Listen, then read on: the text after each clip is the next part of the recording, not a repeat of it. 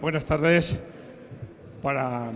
Como tenemos el tiempo muy restringido, vamos a empezar ya con la tercera mesa, donde lo importante es que yo he leído los currículas de cada uno y sería para una ponencia de las que he oído esta mañana, pero lógicamente, no sé, lógicamente, nos restringen a 10 minutos por cada ponente. Entonces aquí, en definitiva, el contexto general es que la inteligencia artificial no solamente afecta al texto, sino a todo la infraestructura del acto escénico.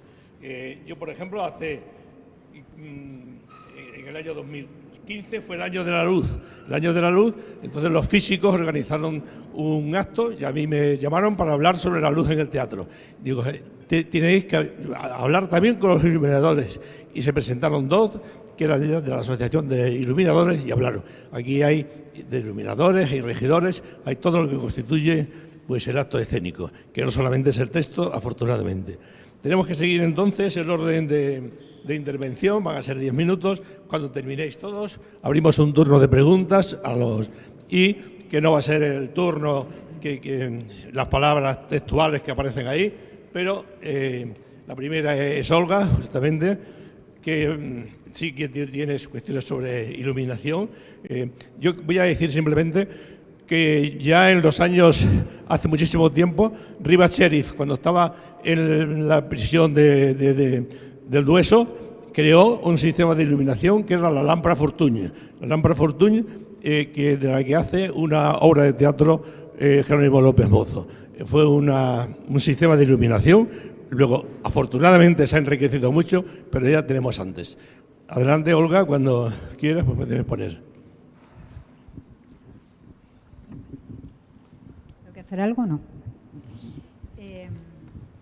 Bueno, esta es una mesa sobre tecnología y cómo nos afecta la tecnología en lo artístico. Entonces, bueno, yo he hecho una reflexión de cómo lo veo y cómo es para mí, ¿no? Voy a leer. Bueno, la tecnología en las artes escénicas en el siglo XXI y en concreto en la iluminación.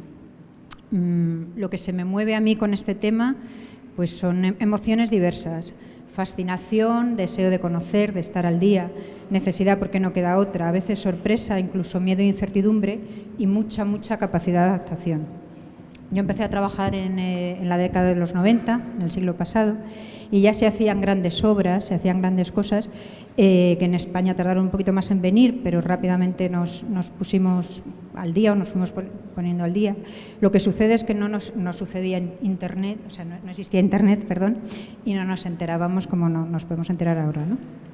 Se empezaba a revolucionar la industria con la incorporación de los móviles, que llegaron a España en 1981 con el grupo Genesis, que se vieron en la Monumental de Barcelona. Pero en ese momento, que bueno, yo todavía no había empezado en el 81, empecé una década más tarde, voy a hablar un poco de cómo era mi realidad, ¿no? Tardábamos muchas horas, por ejemplo, en organizar los focos, en pachearlos a los dimmer. Veíamos la necesidad de que los aparatos y las mesas de luz mejorasen, que iluminar un ciclorama fuera más operativo. Y esto se ha conseguido con creces, para mí hasta lo inimaginable. Es una alegría las herramientas que tenemos hoy en día, tecnológicas, una alegría y un facilitador del trabajo creativo. Poder grabar un show en mi casa, después verlo en el ordenador la grabación de luces que he hecho en un teatro, conectar equipos, conectarnos entre las diferentes partes del mundo o hacer simulaciones con la escenografía y las luces en 3D, ¿no? En casa y luego poderlo llevar al teatro. Una herramienta muy útil y poderosa. Que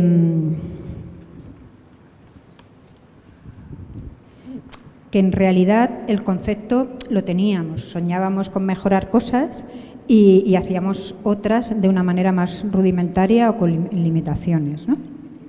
Tenemos entre manos una gran herramienta con la tecnología, pero esto es una herramienta facilitadora, un facilitador de las profesiones. El avance tecnológico ha revolucionado nuestras vidas hasta unos lugares que yo al menos no podía imaginar, y no solo las artes escénicas, la comunicación, la manera de entender muchos aspectos de la vida y, por supuesto, el ritmo y las necesidades. Vivimos en la era del clic, de la inmediatez y de la prisa. Y ahora empiezo con la reflexión, ¿no?, de esta transformación que para mí es abrumadora y que en la iluminación lo notamos mucho, quizá porque es algo muy visual. También por la evolución de los aparatos y del paso de la luz convencional a la luz LED y a los móviles. Para mí, cuestiones a las que toca estar atentos. Toca cambiar la manera de mirar. El ojo ha de hacerse a la luz LED. Yo aquí nada más entrar he dicho, uy, esta luz, ¿no? Y hace unos años teníamos otro tipo de luz. Toca que nos acostumbremos, tanto el ojo como nuestras cabezas, a su brillo, a su saturación de color y aprovecharlo a favor. Igual que pasó con la fotografía cuando pasamos del papel a lo digital. Es verdad, por ejemplo, que hace unos años faltaba mucha sutileza en el uso del color, especialmente en los cálidos, y igual con el encendido y el aparato de los LEDs, y esto cada vez se va consiguiendo más. También creo que es muy importante tomar conciencia de qué es la luz y de para qué nos sirve este avance. No solo nosotros, los iluminadores o iluminadoras, que creo que lo tenemos claro, sino todo lo que se mueve alrededor de esta industria y dentro del sector.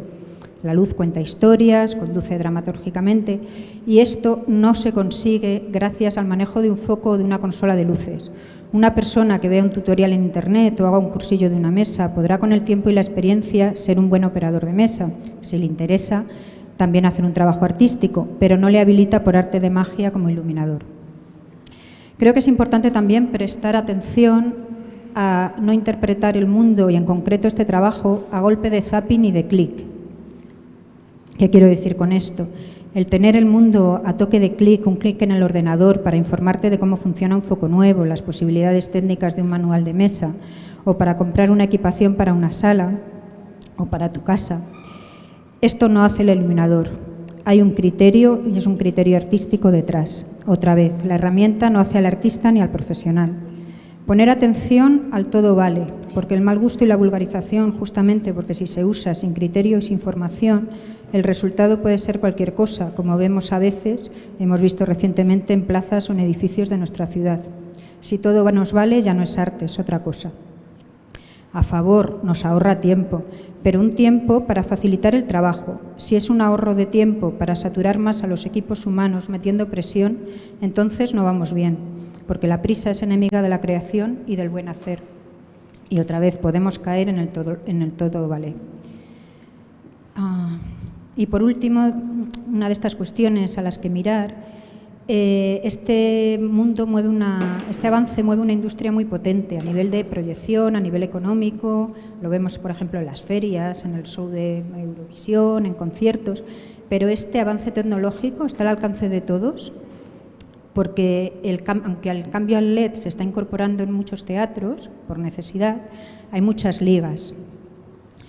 Por ejemplo, el material que vemos dentro del sector en teatros nacionales no es la realidad de salas alternativas, teatros municipales, privados o compañías que van de gira y tenemos que trabajar con el material que hay en los teatros. Entonces, ¿cuál es el asunto a atender? Para mí es un asunto de conciencia y de conocimiento. Conciencia, como decía antes, de cuál es la verdadera esencia de la luz, de cuál es el arte de la luz, y de conocimiento. Es imprescindible saber lo que quiero hacer y después decidir cómo, qué me da cada aparato, qué potencia necesito, qué ángulos y, por supuesto, estar al día de lo que va apareciendo en el mercado. Y esto, en su conjunto, es una profesión, un oficio artístico que, por suerte, cada vez está más valorado y conocido dentro del sector y, por desgracia, desconocido para muchos y carente, y este punto es muy importante, de una estructura de formación educativa. Es necesario el conocimiento, la formación para dotar de equipo a una sala, por ejemplo, y hay empresas, personas muy informadas que trabajan para asesorar. Echemos mano de esto. A un cirujano le pueden dar el último modelo de bisturí, pero tiene que saber por dónde cortar. Si la tecnología pasa por encima del ser humano, algo estamos haciendo mal. Tenemos un problema muy serio y es un problema estructural. Necesitamos que nuestras estructuras educativas vayan a la par, porque si no estamos perdidos. Y no solo no van a la par, sino que en el caso del diseño de iluminación no existen. Necesitamos que nuestro oficio se pueda estudiar en instituciones públicas, que sean estudios al nivel de Europa, que se reconozcan como estudios artísticos superiores y que haya un reconocimiento y equiparación de la experiencia profesional, porque si no hay algo en esta evolución que no me casa y creo que hay que solucionarlo. A falta de estructura, entre nosotros nos ayudamos, nos asesoramos, resolvemos dudas. Lo mismo nos sucede con los sponsors, que normalmente son también los fabricantes. También la tecnología dentro de los teatros nos ha cambiado las relaciones personales y las relaciones profesionales. No hace falta el mismo tipo de técnicos o no de la misma forma. Entonces, otra vez aparece aquí el ser humano por encima de la herramienta. No podemos perder de vista que las máquinas no sustituyen a las personas, al menos no desde el punto de vista creativo ni en la interacción, tan necesaria en la vida y fundamental en nuestro trabajo.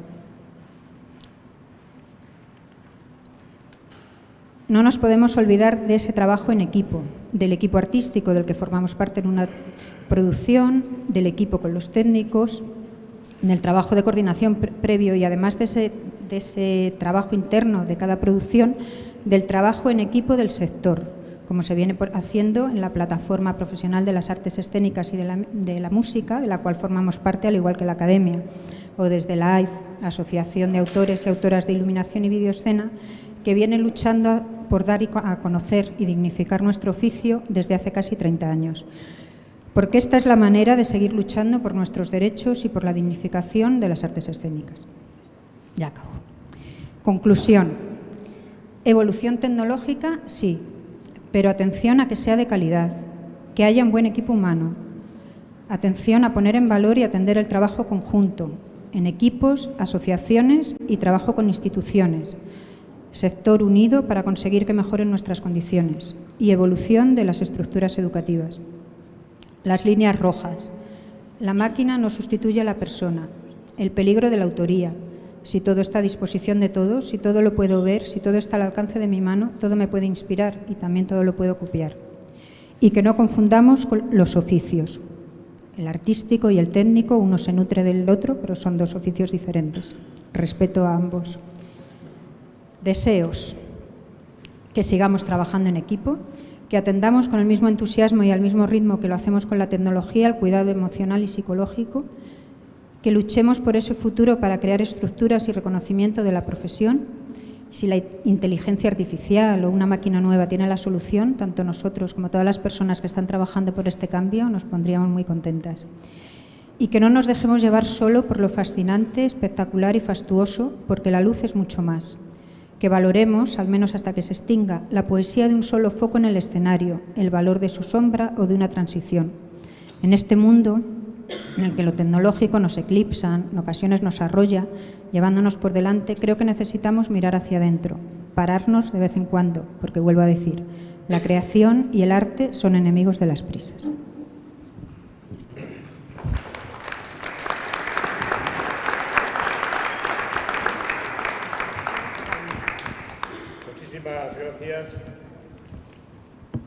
Muchísimas gracias, Olga, por esta brillante intervención. A continuación va a hablar Pablo Palacio, que ha realizado trabajos interdisciplinares con Muriel, que le tiene al lado. Sus biografías son extensísimas, las podían tomar lo acaban de quitar, pero yo les puedo asegurar que realmente estoy impresionado porque todos ellos cuestiones se exponen que nunca exponemos en las clases de la universidad. Pablo, cuando usted quiera. Muchas gracias. Bueno, voy a ver cómo funciona aquí el pasador. Vale, funciona. Sí, yo soy compositor de música y voy a hablar de Instituto Stokos, que es una compañía que fundamos Muriel y yo. Ahora Muriel, directora de la Compañía Nacional de Danza, hace 16 años, con el objetivo de profundizar en la relación entre el cuerpo, el sonido, la danza, la música, digamos, añadiendo visiones, tecnologías que puedan profundizar en el sustrato común que subyace a estas dos disciplinas, ¿no? Digamos que la música y la danza están indisociablemente unidas en su origen, ¿no? Es necesario crear un movimiento para generar un sonido, ¿no? Antes de la llegada de la tecnología, ¿no? Claro, podemos apretar un botón y puede sonar cualquier cosa, ¿no? Entonces, bueno, una de las... me gustaría hablar de en qué medida puede la tecnología, que es una palabra un poco controvertida, ¿no? Sobre todo cuando hablamos de la relación con las artes, la relación con el cuerpo, ¿no? Porque ahora parece que vivimos, como estaba comentando Olga, ¿no? Estamos en un cruce de caminos en que parece que las máquinas pueden dominar, ¿no? al ser humano, ¿no? O sea, parece que quién va a ganar, el ser humano o la inteligencia artificial.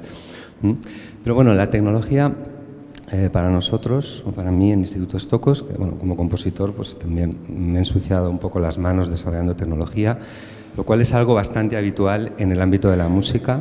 Como todos sabemos, si nos lanzamos la vista atrás, podemos llegar a Pitágoras, Aristoseno de Tarento, Guido d'Arezzo, el que inventó el pentagrama, un monje italiano, pero que ya tenemos ahí el plano cartesiano, porque está relacionando dos variables, ¿verdad? El tiempo y la frecuencia, o más recientemente compositores como Yannis Xenakis, ¿no? Es decir, entonces esa división entre arte y ciencia, entre cuerpo y tecnología, quizás es una división un poco artificial, ¿no? Porque cuando hacemos arte podemos hacerlo de dos maneras, ¿no? Tanto si es música, si es luz, si es coreografía.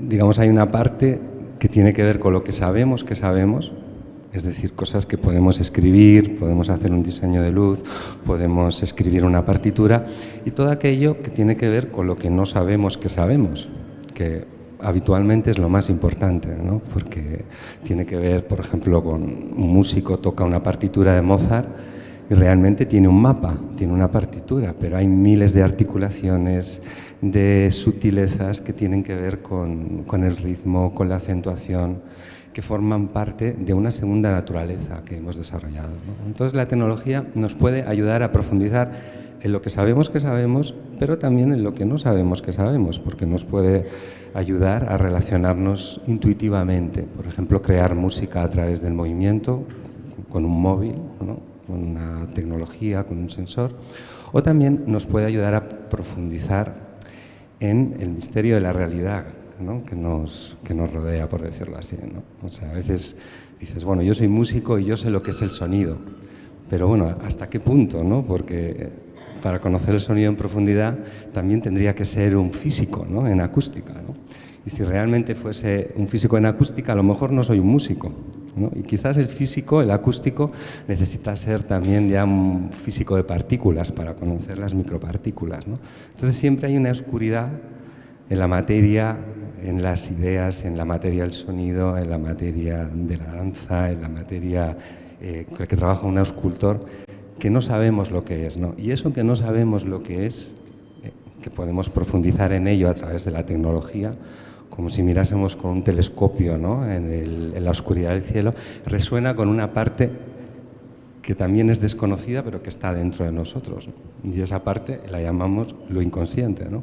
Y quizás por eso también hacemos arte, ¿no? Por eso a veces nos enganchamos con una canción que no podemos parar de oírla, ¿no? Por eso existen los ídolos, por eso a veces te quedas mirando, ¿no? Una luz natural, etcétera, como encandilado, ¿no? Porque hay una resonancia, ¿no? Entonces, para nosotros en Stokos, ese ha sido uno de los motivos de utilizar tecnología, ¿no? Cómo traer a la escena abstracciones, fenómenos, procesos que explican fenómenos de la naturaleza, ¿no? Es decir, me gustaría citar en este caso a John Cage, un compositor del siglo XX, que él estaba muy inspirado por los fenómenos aleatorios de la naturaleza, ¿no? Y decía que no quería imitar a la naturaleza en sus resultados, sino en sus procedimientos, es decir, las fórmulas, ¿no? Los procesos que están detrás. Y bueno, yo creo que ahí hay un campo interesante de experimentación. Voy a ir pasando algunas imágenes con algunos vídeos para ilustrar.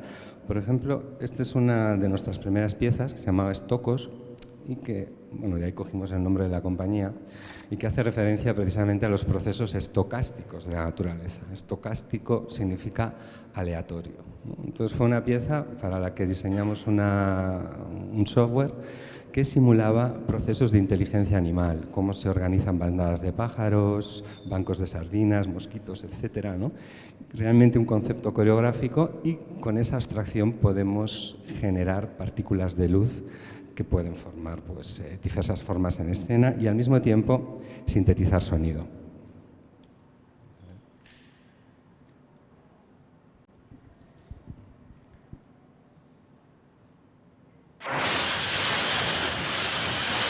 Bueno, voy a ir pasando los vídeos porque hay muy poquito tiempo, pero bueno, por ilustrar con algunas imágenes, ¿no? Entonces ahí vemos lo que se llama un paseo aleatorio, que es la trayectoria que describe una partícula suspendida en un gas, y abajo vemos la transcripción, o sea, la traducción de esa abstracción de la naturaleza en una onda de sonido, ¿verdad? Este es otro ejemplo de una pieza, bueno, ahora está muy en boga la inteligencia artificial, los modelos de aprendizaje automático, las redes neuronales, en el que desarrollamos un software que era capaz de simular partes corporales que podían estar conectadas con sonidos y unas partes corporales que evolucionaban a partir del movimiento de Muriel, ¿no? Es una pieza que llamamos Neural Narratives, narrativas neuronales, que viene de un concepto de un biólogo chileno, Francisco Varela, que decía que realmente hay una narrativa neuronal dentro de nuestro cuerpo. Uno no es la misma persona cuando está aquí pues, dando una charla, intentando que le vengan palabras de no se sabe dónde, ¿no? Para poder seguir hablando, probablemente de lo inconsciente, ¿no? Que cuando está tomando unas cervezas con sus amigos, ¿no? Hay diferentes configuraciones y esas son estas narrativas neuronales. Y curiosamente, estas neuronas tienen también la misma forma, que eso es una cosa sorprendente, que, por ejemplo, los árboles, ¿no? Cómo se van ramificando en diferentes ramas hacia arriba o en sus raíces hacia abajo, ¿no? Como dijo aquel, un árbol no llega demasiado alto si no hunde sus raíces en el infierno, ¿no? Y eso nos pasa un poco también a las personas, ¿no? Tenemos que profundizar en nosotros mismos, nuestro sistema neuronal, lo que está pasando ahí es un poco un misterio, ¿no? Entonces la idea era cómo conectar con estas formas arquetípicas de la naturaleza, un rayo, un relámpago, ¿no? Cómo se bifurca un río, nuestro sistema, los vasos sanguíneos, y cómo traducir esto en sonido en escena.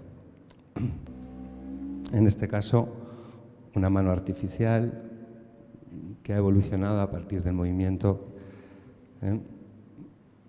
particular de una bailarina y que también es un instrumento musical, ¿no? Que se relaciona con el cuerpo, con un cierto nivel de autonomía.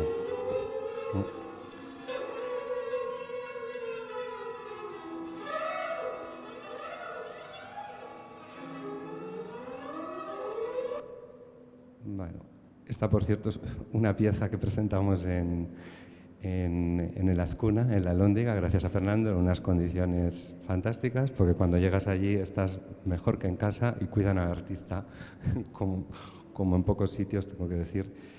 Y bueno, es una pieza, y aquí me gustaría tocar otro tema, ¿no? ¿Para qué nos puede servir la tecnología? No solamente para llevar a la escena estos procesos que están en la naturaleza, estas abstracciones del misterio que nos rodea, sino para traducir la expresividad corporal en otra modalidad sensorial. Es decir, cómo un bailarín se puede convertir en músico sin tener que pensar en música, ¿no? Esta pieza se llama Oekumene, en la que Muriel, una bailarina, habla en diferentes lenguas del mundo con su cuerpo.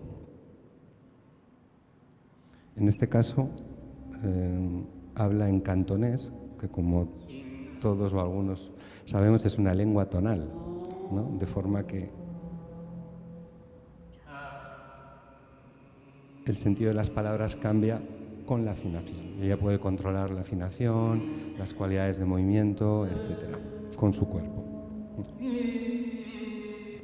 Vale. Bueno, este es un calzado interactivo como parte del proceso de creación de esta obra que permite crear música al caminar. Otro ejemplo es esta pieza Piano and Dancer, en la que la bailarina Muriel controla un piano mecánico, un piano de verdad, con un sistema de motores, y partiendo un poco de la idea de cómo podríamos realmente, teniendo en cuenta que un pianista realiza una coreografía muy sofisticada cuando toca el piano, digamos, amplificar esa coreografía y que sea la coreografía de un bailarín, ¿no? Porque nadie maneja mejor su cuerpo que un bailarín, por decirlo así, ¿no?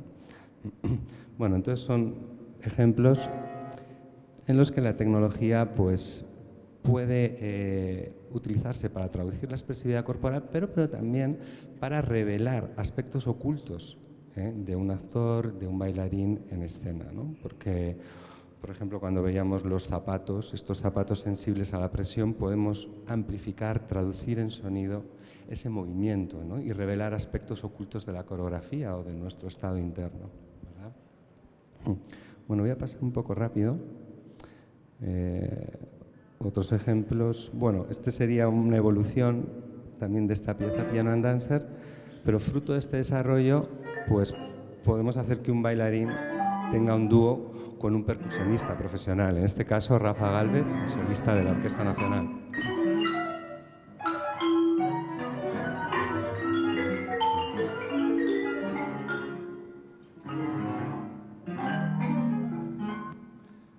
Bueno, y también por conectar un poco con el tema de la iluminación, esta es una pieza en Body Machine en la que profundizábamos en la idea de máquina, pero en su sentido etimológico. ¿De dónde viene la palabra máquina? Máquina viene de mekanos, del griego, que significa truco o engaño. Es decir, los antiguos griegos eran conscientes de la complejidad de lo ilusorio de la realidad y que realmente para profundizar en la realidad tienes que hacerlo a través de la ficción, ¿no? ¿Qué es el arte?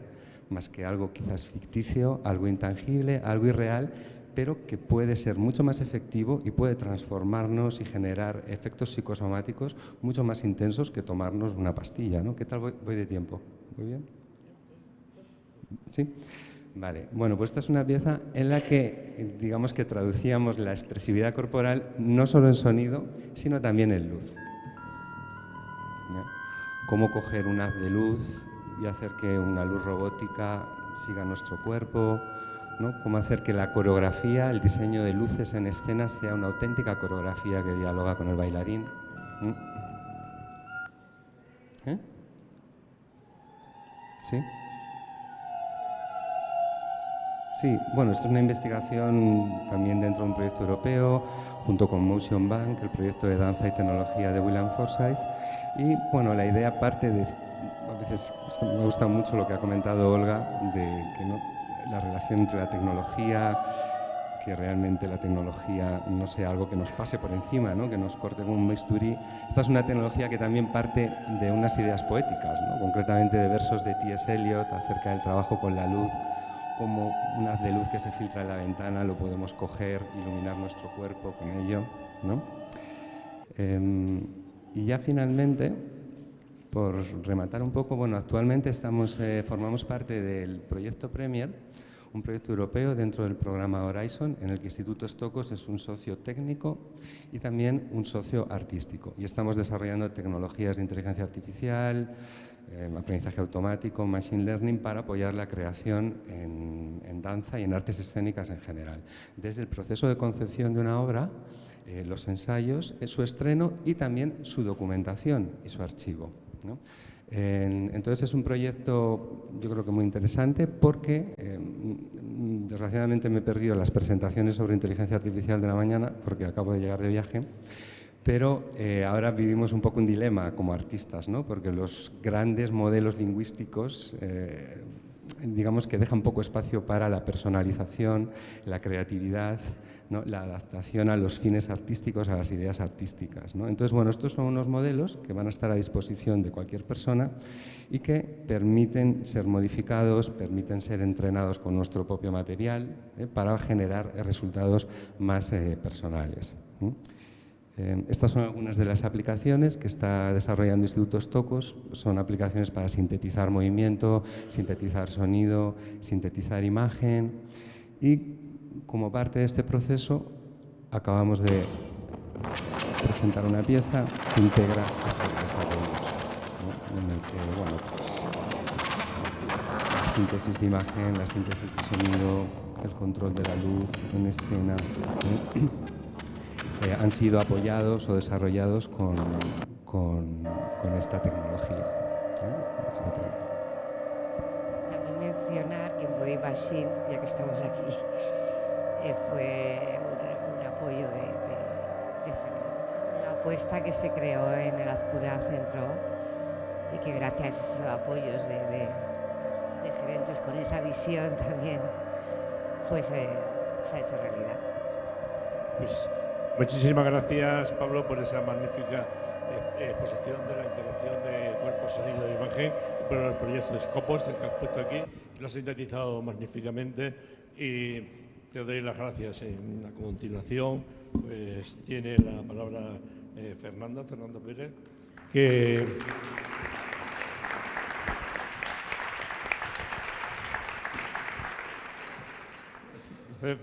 que ha sido comisario de artes y de diversos y un gestor cultural, entre otras cosas. Muchísimas gracias, Fernando. Tienes la palabra. Bueno, muchísimas gracias a vosotros. Gracias.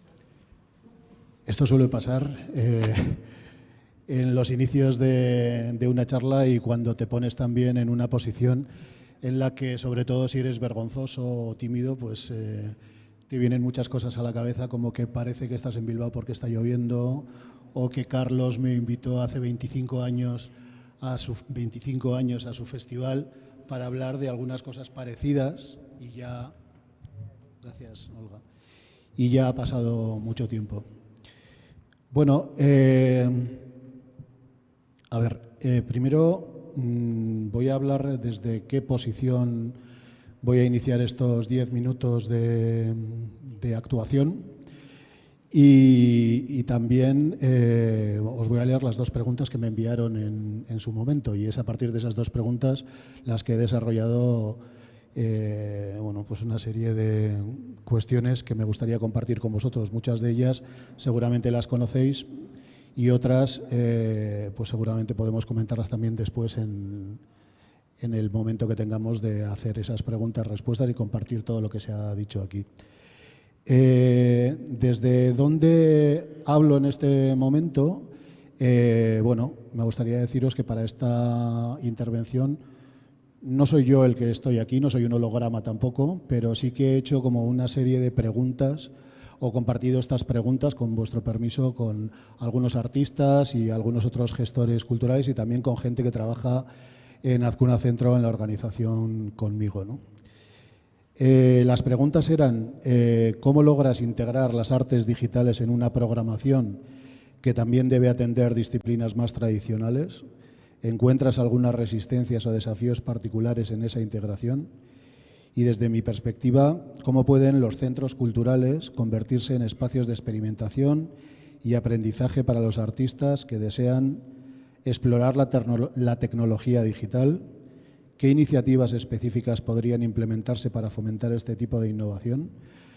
Bueno, la primera cuestión es que no sabemos cómo, pero logramos esa integración. Y yo creo que, además de lo que decía Nuria Llobet esta mañana, que empezaba su conferencia con el no hay que tener miedo, yo creo que la palabra integración desde la gestión cultural en centros que son más multiformes y que casi se definen más por lo que no son, porque no son un teatro o no son un museo, ¿no? Pero a la vez sí que son todas esas cosas, ¿no? Porque es un compendio de servicios en un mismo ladrillo, en un mismo edificio, pues esa integración es algo más natural y yo creo que de alguna forma también estamos obligados a que esa integración se dé.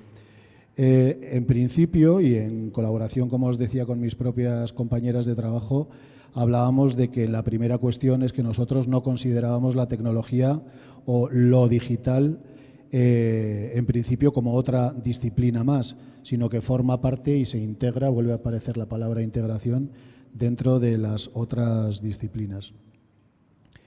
Las tecnologías digitales dejan de ser visibles e invaden y desbordan el escenario y, en cierto sentido, se introducen también no solo en la producción técnica, sino también en los propios conceptos y en las ideas que se desarrollan en la misión que tiene cada uno de los teatros, cada uno de los museos o cada uno de los centros. Y pasan, de alguna forma, a integrarse también en el proceso artístico, la distribución también del propio proyecto y, sobre todo, una cosa que no tenemos que olvidar, la experiencia del espectador. Para nosotros, como centro cultural, es muy interesante esa integración de la tecnología con el pensamiento diverso desde una perspectiva que trasciende lo meramente técnico. Personalmente yo entiendo la tecnología como una extensión de nuestras relaciones y de nuestro trabajo con el resto de las artes, pero también con el resto de los ámbitos, ¿no? Azkuna Zentroa, Alhóndiga Bilbao, es un centro que tiene los apellidos de Sociedad y Cultura Contemporánea, y es esa idea de no pensar en lo actual, sino pensar más en lo cotidiano también, pensando con esa raíz de sociedad como algo también que es muy social, y por eso la tecnología se integra de esa manera. Desde esta perspectiva, la integración de las artes digitales, me vais a disculpar también porque utilizo indistintamente artes digitales, tecnológicas, etcétera. Entonces yo lo que estoy englobando de alguna forma es todo aquello que o está en el arte de alguna forma como un elemento focalizado central o forma parte también de un crecimiento casi natural en relación a otras disciplinas, que puede ser también la escultura o puede ser el teatro, puede ser la danza. Entonces, esa integración de las artes digitales en la programación no queremos abordarla como un añadido, sino como una herramienta para explorar nuevas narrativas en todos los proyectos en los que nosotros estamos de alguna forma incluidos, y cuestionar así las estructuras tradicionales y enriquecer el diálogo con otras disciplinas. Nosotros lo tenemos más fácil quizá porque no solo de forma espacial, sino que también no trabajamos con lo que tradicionalmente se conoce con una única disciplina, sino que trabajamos por la propia misión del centro con varias disciplinas. Intentamos hacerlo a través de diferentes formatos. Uno de ellos, y solo uno, es el espectáculo, pero también son las residencias, los talleres o las exposiciones que conectan las tecnologías más actuales con ideas críticas o con las ideas más patentes ahora mismo en la sociedad. También vinculando esas tecnologías con la inclusión de los nuevos debates, como por ejemplo la exposición de Cabello Carceller con sus nuevos debates queer o otros muchos problemas o cuestiones que existen en la sociedad actual. Una idea sería precisamente mostrar cómo estas tecnologías diversas pueden transformar ese pensamiento y ampliar las posibilidades en el ámbito de la creación. En lugar de imponerlas, busca activarlas como un espacio de encuentro y reflexión donde lo tradicional o lo digital dialogan en términos de igualdad y enriquecimiento mutuo. Nosotros, al iniciar el proyecto programa del 2019-2024, teníamos como 5 líneas de trabajo, a ver si me acuerdo, el cine, la literatura, las artes visuales, las artes escénicas y las culturas digitales. En la primera revisión que hicimos, las culturas digitales las quitamos del medio de tal forma que fuera una cuestión más transversal, porque en realidad las culturas digitales están y van a estar en todos los ámbitos, incluso no solo disciplinarios, sino también en los ámbitos de la gestión, aunque no nos demos cuenta. Hay 4 cuestiones importantes cuando a la hora de pensar en la tecnología, cuestiones que a la hora de definir dónde debe estar el punto para considerarlas una herramienta que usar y como un elemento vertebrador para reflexionar a nivel general o particular en las artes escénicas.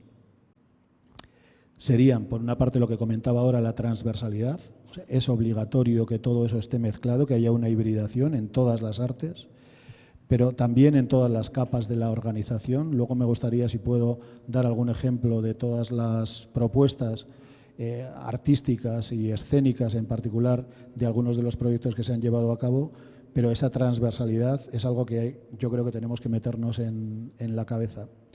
Otra cosa que nosotros nos hemos visto obligados a meternos en la cabeza, y yo creo que es casi como una misión obligatoria, es buscar alianzas. O sea, tener buenas alianzas. Si alguien quiere meterse de una forma directa con todo este campo tan diverso y tan difícil hoy en día para los mortales, ¿no? Por ejemplo, ya solo el tema del lenguaje y cómo denominar las cosas o cómo generar un relato, un discurso en torno a la tecnología, si no eres un especialista, es muy, muy complicado. Entonces, yo creo que son las alianzas las necesarias para que gran parte de este trabajo pues forme parte de unas redes o que tenga ciertos visos de conseguir logros o conseguir unos objetivos. Nosotros, en artes visuales, desde hace ya muchos años, estamos en red con los centros Ars Electrónica, ZKM en Karlsruhe, en Alemania, y Inval, Bruselas. Quiero decir que en esas alianzas siempre hay como una búsqueda de ese partner, no solo a nivel económico, sino también, depende de cuál es el proyecto, a nivel de creación de contenidos, etcétera. En las artes escénicas, para nosotros, una herramienta fundamental durante los últimos 8 años ha sido la participación en programas como, en concreto, en las artes escénicas en estos años hemos participado en el proyecto Smart Places, un proyecto que estaba especialmente dedicado al desarrollo de audiencias, cuyo objetivo era evolucionar la forma de percibir y consumir la cultura utilizando la tecnología digital, nuevas formas de mediación cultural para superar la experiencia pasiva del usuario, con varias acciones, como en todos estos proyectos. Este proyecto terminó en el 2022, con acciones como, por ejemplo, intercambio de experiencias entre espectadores de Bilbao y Dortmund, streaming en los festivales, mediación a partir de las redes sociales, una residencia cruzada entre artistas de todas esas ciudades y, sobre todo, un proyecto del que me siento muy orgulloso y que fue increíble, que se llamó Identidata y que estuvo en el atrio del centro y que fue la creación durante varios meses de una identidad colectiva en base a unas preguntas que se le iban haciendo a todo el mundo que pasaba por allí sobre su vivienda, sobre su identidad sexual, sobre su género, sobre su todo, de tal forma que después se convertía en una obra de arte gracias a Clara Bock y Diego Díaz, que manipulaban, entre comillas, todas esas informaciones y visibilizaban en la pantalla del centro que 15.000 personas que habían dado todos sus datos voluntariamente convertían en una obra de arte esa identidad colectiva. Y el segundo proyecto en el que ahora mismo estamos, del 2022-2026, es ACUTE, Culture for Performing Arts and New Technology, en el que también habéis participado como advisors y asesores con la nueva producción experimental que se va a hacer. Este es un proyecto europeo de innovación en torno a la producción de las artes escénicas a través de esas tecnologías emergentes. Hay 14 teatros, 2 universidades y varios centros de investigación.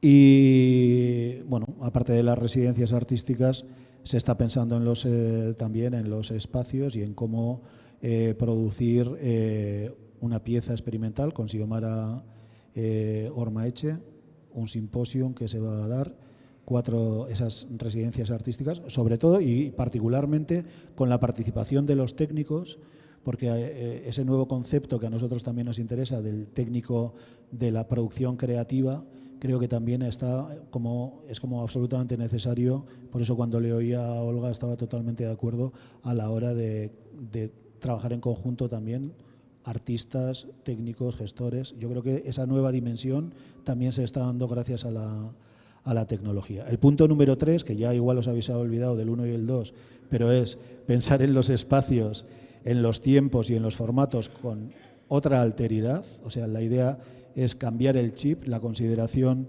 de los espacios, de los horarios, del uso de otros espacios convencionales o incluso de formatos que no sean el espectáculo y el show de 1 hora y cuarto, sino que pueda ser una instalación, una alteridad en temporalidades que puedan tener otros tránsitos o usar otros lugares. Y luego las tecnologías, también este cuarto punto sería no pensar, o sea, ayudarnos de las tecnologías para que ese show, que ese entretenimiento se expanda de alguna forma también al proceso, a la práctica y sobre todo y fundamental a la experiencia y al impacto y a la participación que tiene que tener la audiencia en todo este contexto sobre todo de las artes performativas y la tecnología. Bueno, para terminar, os contaba el proyecto de Identidata, pero hay cosas que son mucho más sencillas también y que pueden ser muy efectivas y tener muchos resultados, no solo en ese impacto del que hablaba, sino también en la generación de esas ganas de entrar en la tecnología y sobre todo de reconocer y reconocer las artes escénicas desde otro lugar. Propuestas como The Artwork as a Living System de Krista Sommerer y Laurent Mignonneau, de trabajo con plantas y cómo esas plantas también y esos otros objetos se convierten casi también en personajes de la escena. Teatro Ojo de México, que muchos de vosotros conoceréis, que fue una performance colectiva no en el teatro, sino en la sala de exposiciones, donde 20 actores convirtieron la sala de exposiciones en un call center y usaron nuestras bases de datos, decenas de miles de personas, para poder hacer unas llamadas en directo y poder hacer a través de nuestro CRM un trabajo de consulta también colectiva que a la vez, aparte de esas 8 horas, ¿no?, con otra durabilidad, se quedaba como una instalación con todas esas preguntas, respuestas que se generaron con más de 500 personas que luego además iban por allí y que ellos mismos fueron los que construyeron las preguntas y que ha quedado en la memoria no solo de los espectadores y de las espectadoras, sino también de los oyentes y también de la propia organización, porque os podéis imaginar tener a 20 actores durante 6 días en un call center, los derechos, el servicio jurídico, el personal, no solo de la programación, sino de la atención al público, etcétera. O sea que son proyectos que son muy amplios o extendidos y que gracias a la tecnología, tecnologías que no están tan lejanas como son seguramente los CRMs que tenemos en todas las organizaciones, pueden convertirse también en una herramienta muy cercana a la tecnología. Hay muchas más, pero luego seguimos compartiendo al final, si os parece, ¿vale? Gracias.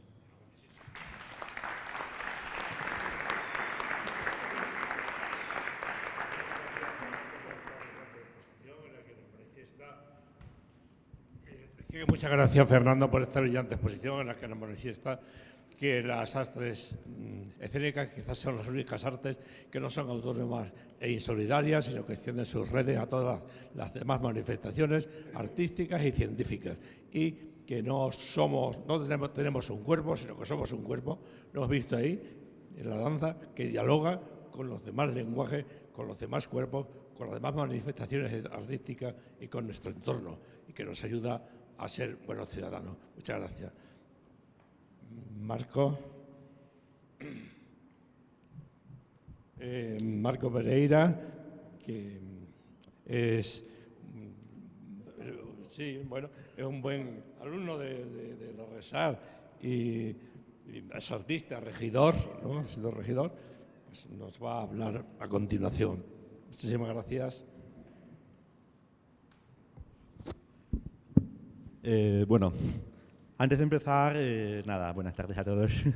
Y yo vengo a hacer un poco de hincapié sobre todo en la tecnología y la accesibilidad. Ya que soy una persona con discapacidad auditiva, aún teniendo mi formación académica, escénica, en danza y también en regiduría, creo que por mi condición toda mi vida ha estado bastante ligada, en cierto modo, a la tecnología o a los medios tecnológicos, ya sea por tema de audición con los audífonos o cualquier tipo de... ¿Así nos vemos todos? O cualquier tipo de tecnología que puede facilitarnos la vida a las personas con discapacidad. En un principio pensaba hablar un poco desde las medidas de accesibilidad que tenemos Bueno, estamos hablando de tecnología y no sé cómo funciona. Vale, ahora. Las medidas que tenemos las personas con discapacidad en las artes escénicas cuando vamos al teatro o consumimos cine, danza, cualquier tipo de cultura. Y también quería luego hacer también un poco de hincapié en cómo pueden las medidas tecnológicas adaptadas a la accesibilidad ser también parte de una creación escénica y cómo ayudar a los intérpretes y a las intérpretes con discapacidad a ser parte de una manera, pues no me gusta decir normal, pero sí incluirlo de manera activa en una creación, en una puesta en escena, en un teatro, de una manera natural, sin sentirse forzado.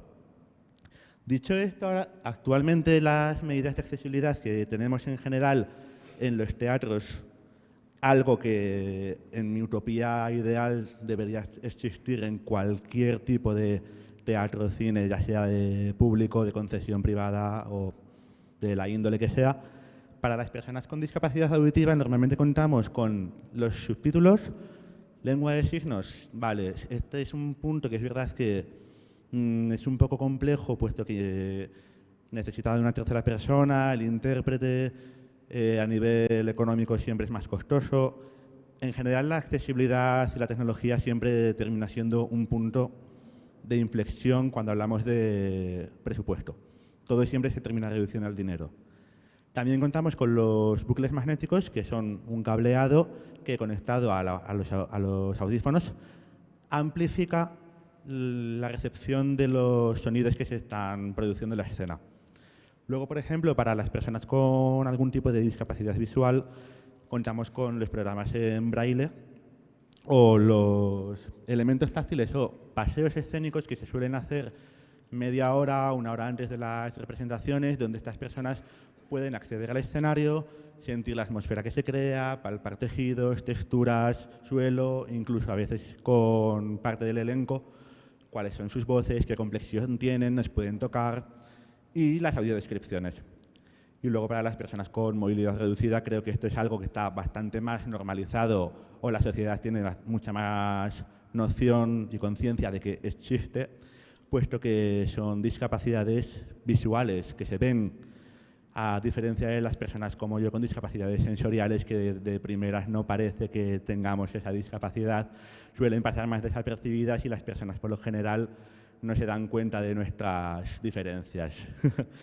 Esto es en general todo lo que tenemos en cuanto a accesibilidad y tecnología, pero sí es verdad que por desgracia a día de hoy tampoco es algo que podamos aprovechar cualquier día del año en cualquier momento.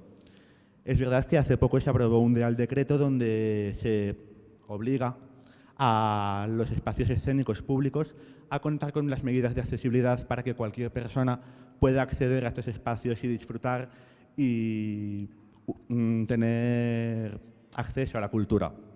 Esto es algo que también se debería extender a todas las producciones privadas, a todo tipo de espectáculos, pero a día de hoy aún así sigue siendo bastante limitado, puesto que normalmente se suelen dar 2 o 3 funciones accesibles con la mayoría de estas medidas. No es algo que todavía se pueda ver en una producción, a lo mejor 45 días en un CDN o en un teatro español, donde todas esas funciones cuenten con todas estas medidas para que las personas como yo podamos ir el día que queramos a ver ese espectáculo. Sí, es verdad que luego también quería hablar un poco sobre cuáles son las medidas o las novedades que se pueden... Vale, esto es el láser. Vale, perdón. ¿Cuáles son las medidas o las posibilidades que pueden seguir dándose en la accesibilidad? Al igual que la tecnología está avanzando a pasos agigantados, como la IA, ya lo estábamos viendo esta mañana, en un año da un cambio abismal, con las medidas de accesibilidad se puede suceder lo mismo.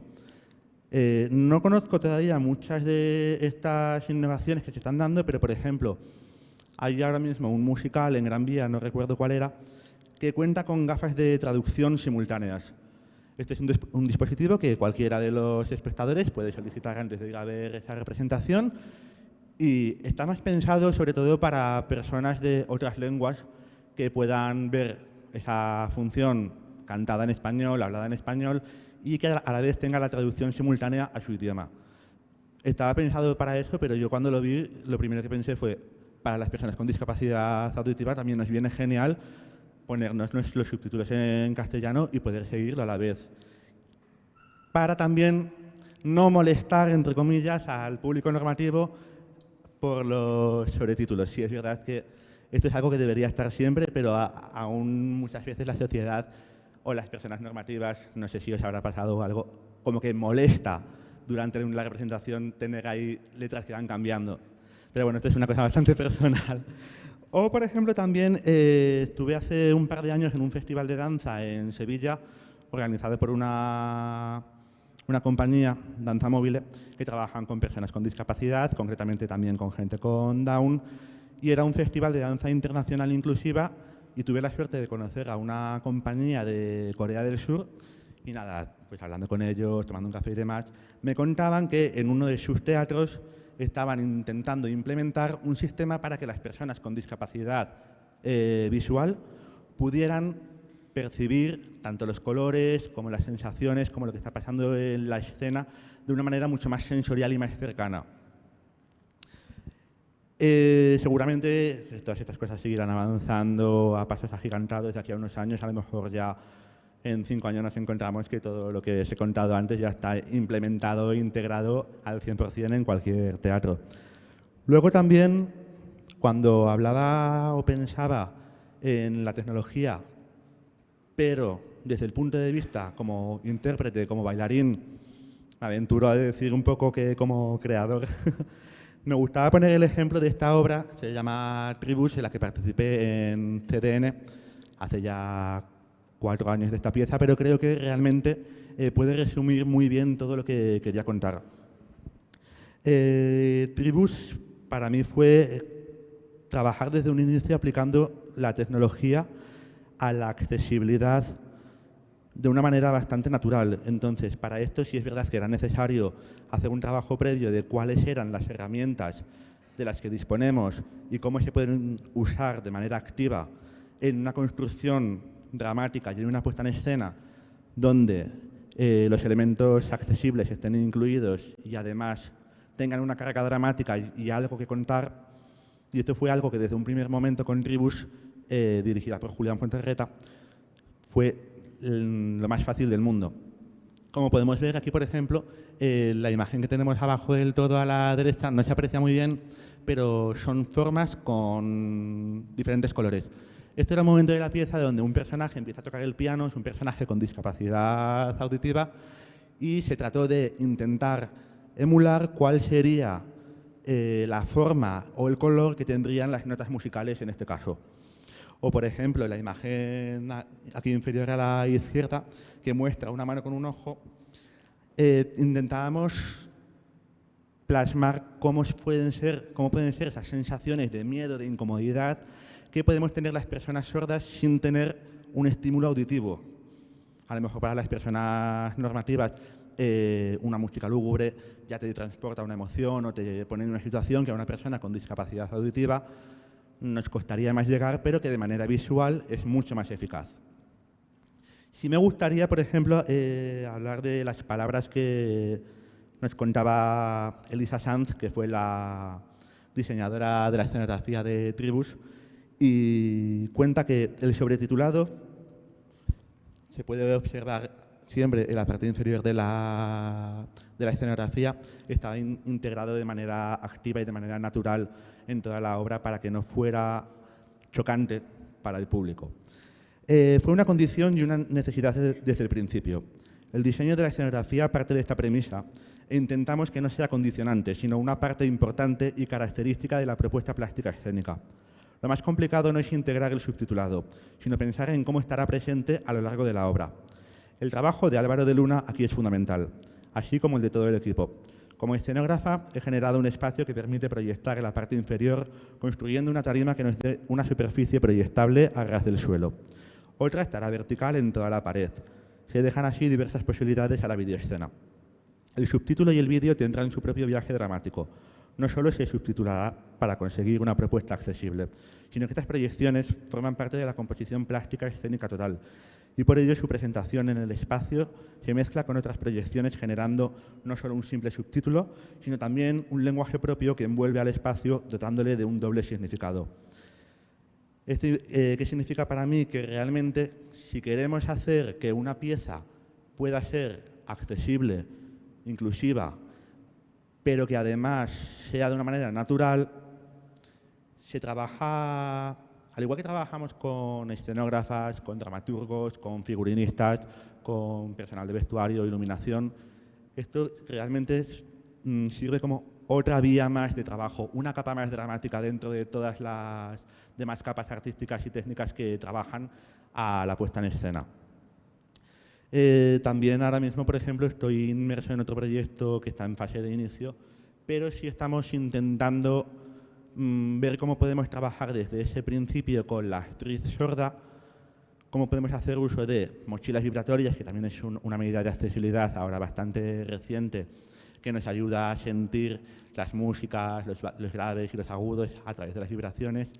¿Cómo podemos trabajar con este tipo de medidas desde una creación, desde el inicio de la escena, para que esté incluida de una manera natural y orgánica en la puesta definitiva? Y ya para terminar, para mí el futuro de la digitalización, como ya os he dicho, creo que esto va a avanzar a pasos agigantados. Creo que es importante estas dos cosas, la formación y la capacitación. No podemos olvidar que tenemos y debemos formar y capacitar a las futuras generaciones tanto en materia de digitalización tecnológica como accesibilidad, porque al final son cosas que van muy de la mano y una creo que no puede coexistir sin la otra. Y hasta aquí.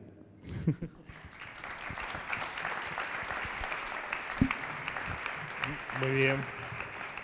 Muchísimas gracias, Marco, por esta brillante exposición. Si los ponentes anteriores nos mostraban que las artes escénicas tienen multiplicidad de lenguajes, hibridación de discursos, tú has explicado claramente la gran posibilidad, son posibilidades infinitas. Terminamos este broche de oro con Muriel, que si mi hipótesis conjetural o aductiva tiene algún punto de apoyo, va a enlazar de alguna forma con lo que tú expusiste. De Muriel, de su amplio currículo, tenemos que decir, o sea, que fue la primera mujer directora de la compañía de danza y que realmente pues es una personalidad como todos los que están aquí. Muchísimas gracias por tu intervención. Hola. Bueno, muchísimas gracias a todos por la creación, ¿no?, de este debate tan, bueno, en tiempo real, ¿no?, como podríamos decir, ¿no?, tan actual, tan importante, que nos atañe a todos, y enhorabuena a la Academia por generarlo. Tengo que hacer un inciso, no soy la primera mujer que ha sido directora de la Compañía Nacional de Danza. Ha habido dos mujeres que me han antecedido, que son María de Ávila y luego Maya Presiskaya, sí, que hacía muchos años, desde el 89 no había habido una mujer, pero soy la tercera. Y bueno, pues ya que soy la última, pues si os he podido escuchar a todos, pues voy a generar así un poquito de reflexión y coger así puntitos de cada uno. La importancia de la tecnología para todo el arte inclusivo, y nosotros hemos tenido la suerte de poder trabajar en proyectos europeos, y esa pieza que habéis visto de Piano and Dance, en la que yo toco el piano, que no sé tocar el piano, mi madre sí lo tocaba, pero yo no, viene de un proyecto europeo que se llama Dance, que era para personas videntes, no, invidentes, perdón. ¿Qué quiere decir? Que se creaba una tecnología para que personas que no podían ver podrían apreciar la danza a través del sonido. Y de ahí se generó. Es el origen de esta pieza. O sea, la tecnología une, la tecnología crea vínculos, la tecnología es debate, la tecnología es actualidad. Y Y siempre he pensado que el siglo XXI, que siempre ha estado el arte y la ciencia de la mano, los antiguos griegos estudiaban matemáticas igual que música y danza, pero hoy para mí el siglo XXI es el momento de ese vínculo muy estrecho, ¿no? En el que las artes escénicas, las artes vivas, artes digitales, podríamos decir, Fernando, que lo ha nombrado de muchas maneras, que es ese arte escénico, es el único arte que convergen todas las disciplinas, podría decir, ¿no? Tuve un paso por la Academia de Roma, que es cuando conocí a Fernando en 2021, y tuve la oportunidad de trabajar con 21 artistas, compañeros, pintura, escultura, y ahí me di cuenta de la importancia de la danza y del arte escénico, ¿no? En el que constantemente es un diálogo entre muchas disciplinas. Y esa dicotomía de los técnicos y los bailarines, los técnicos y ese puente, pues existe todavía, existe, porque no podemos negarlo de que existe,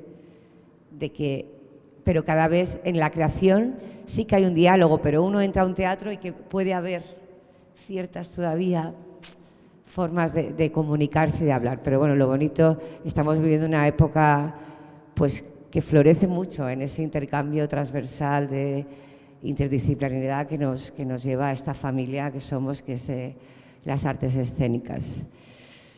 ¿Y qué más que decir? Bueno, ahora un poquito las preguntas que me habéis mandado. Pues ahora pues soy directora después como bailarina, he bailado desde compañías y estilos dancísticos de clásico, contemporáneo y compañías como Berlín, Múnich, Dresden, Compañía Nacional, he estado varias veces.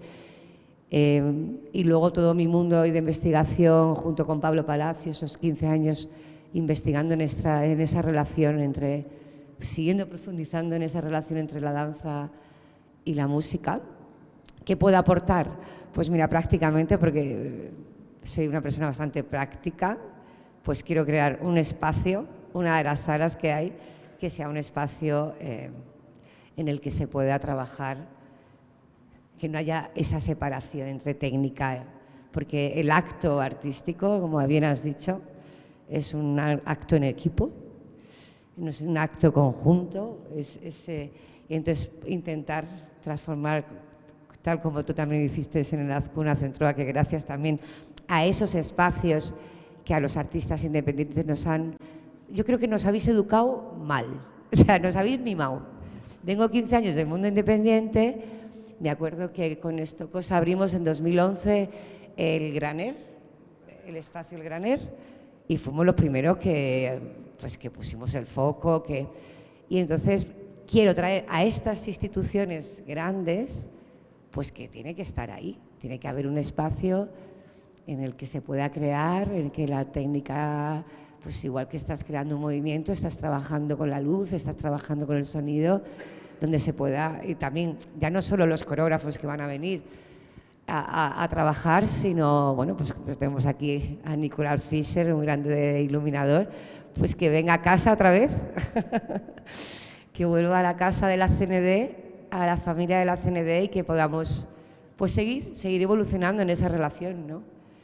Entonces, un poco mi labor al servicio de la CND y mi background de mi experiencia y mi curiosidad por esa técnica, no sé si viene de mi abuelo que era matemático, pero bueno, la danza es matemática, la música es matemática, la luz es matemática, ¿no? Generar ese espacio. Y bueno, debate, ¿no? Reflexión.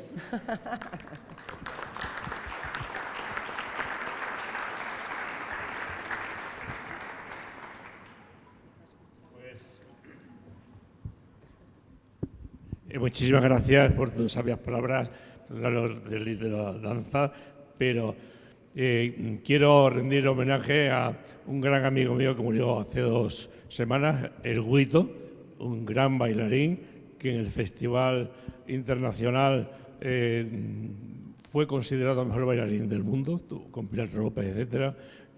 No dan las de ordinario los medios de comunicación cuando mueren estos grandes artistas y sí le dedican páginas y páginas. Bueno, pues en la danza, que a mí me gusta más la danza de las mujeres que de los hombres, pero este gran bailarín, tuve la suerte de conocerlo, ha muerto ya con 83 años, pero realmente representó la danza en el mundo. Así que ahora os toca a vosotros y me da la impresión como si fueseis un equipo realmente tan interrelacionado. Así que muchísimas gracias. Tenemos un turno para preguntas para los espectadores. Muchas gracias. Preguntas son tan ricas.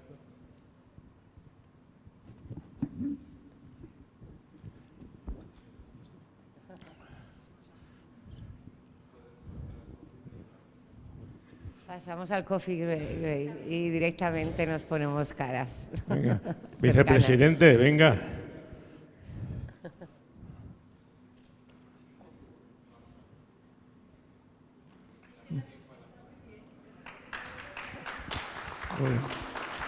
Bueno, pues entonces descansamos.